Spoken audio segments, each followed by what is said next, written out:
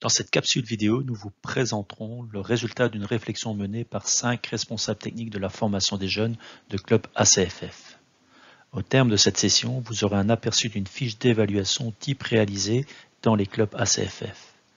Nous insistons sur le caractère formatif de la fiche, raison pour laquelle elle pourrait aussi s'appeler fiche d'évolution du joueur. Chaque joueur évolue dans un cadre de vie divisé en divers environnements spécifiques. Un environnement général ou lieu de vie, un environnement spécifique, souvent lié au choix des parents ou de la famille, un environnement éducatif avec des valeurs de vie bien précises, un environnement club avec ses propres caractéristiques, un environnement lié à la discipline elle-même, et enfin, un environnement sportif avec les différentes maîtrises mentales, techniques, tactiques et physiques. Cette capsule est consacrée à l'évaluation de ces maîtrises dans l'environnement sportif. L'environnement sportif du joueur, c'est tout d'abord une relation proche avec son formateur, son éducateur, son coach. Ils doivent apprendre et développer les compétences sportives en fonction de la catégorie, du niveau et ou des capacités du joueur. La fiche d'évaluation va nous permettre d'évaluer les compétences recherchées. Cet outil doit être une source d'alimentation de l'automotivation du joueur et un moyen d'échange. Reste à définir qui, quand, comment donner ce feedback au joueur. En plus de la relation joueur-entraîneur, idéalement, il y a les échanges entre les différents interlocuteurs actifs dans différents environnements. Ces échanges seront basés sur les comportements respectifs en vue d'atteindre les objectifs du club. Je vous présente maintenant le contenu de la fiche d'évaluation. Elle est basée sur le plan de formation. On y retrouve les différentes maîtrises que le sportif doit développer, le mental, la technique, la coordination, le physique et le comportement en match. À cela, on a ajouté la ponctualité et la présence aux entraînements qui nous semblent importants. Différentes fiches existent pour le jeu à 5, à 8 et à 11, car les attentes y sont différentes.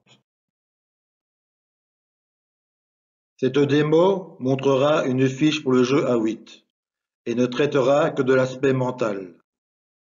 7 critères y sont repris et sont numérotés de A1 à A7.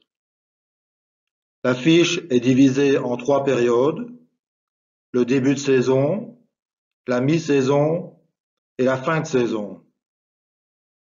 Le début de saison sert à faire un premier état des lieux du joueur et permet aussi de le diriger vers une catégorie.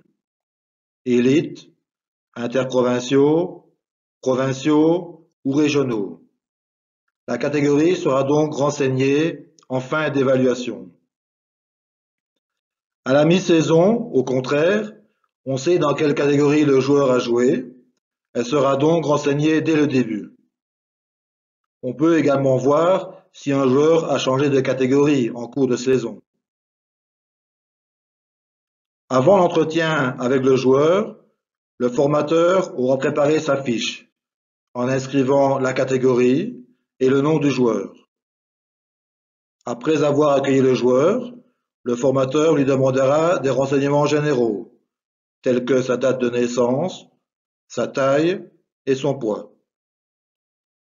Le but est de pouvoir comprendre si le joueur a subi une croissance rapide ou a fait face à un problème de surpoids. La séance débutera par l'auto-évaluation du joueur. Celui-ci devra placer un X dans les cases qui le décrivent le mieux. L'entraîneur, ensuite, donnera sa propre évaluation, préalablement préparée, et mettra un rond dans les cases. La comparaison des X et des ronds sera assez intéressante et ouvrira un dialogue. Certains joueurs se surévaluent, tandis que d'autres se sous-évaluent. Ici, par exemple, le formateur trouve que le joueur n'est pas assez attentif à l'entraînement et que c'est un manque de respect envers les autres. Le joueur ne se rendait pas compte que cela portait préjudice aux autres. Par contre, il ne se trouvait pas spécialement fair-play, au contraire de son formateur. Ils sont toutefois d'accord sur le fait que le joueur est un gagneur. En fin de séance, le formateur classera le joueur en interprovincial. Le joueur donnera aussi sa place préférée sur le terrain, et celle auquel il a le plus joué. Il est important de connaître les envies du joueur, mais aussi où il sait jouer. Cela fera gagner du temps à un nouveau formateur. Le formateur donnera ensuite son évaluation générale et mettra en évidence, de commun accord, les points principaux sur lesquels le joueur doit travailler. Ici, c'est le critère A1, relatif à l'attention aux entraînements. Il n'est pas prévu que les parents assistent à l'évaluation, sauf en cas de demande ou de problème. Ils seront par contre présents pour celles de mi-saison et de fin de saison.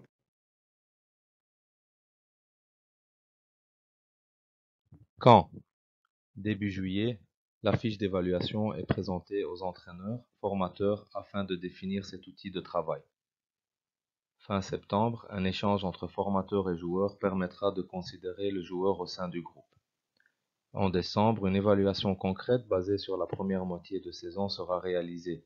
Joueurs, formateurs, RTFJ et parents pourront en discuter, les points acquis et les points à travailler et ou à améliorer durant la deuxième partie de la saison.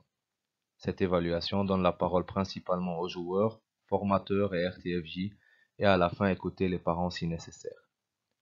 Une dernière réunion d'évaluation sera présentée fin de saison pour donner un feedback aux joueurs, pour qu'il continue sa progression et dans certains cas, le réorienter ou le conserver dans le noyau de la saison suivante. Cette fiche d'évaluation est un outil basé sur le plan d'apprentissage et les objectifs du club.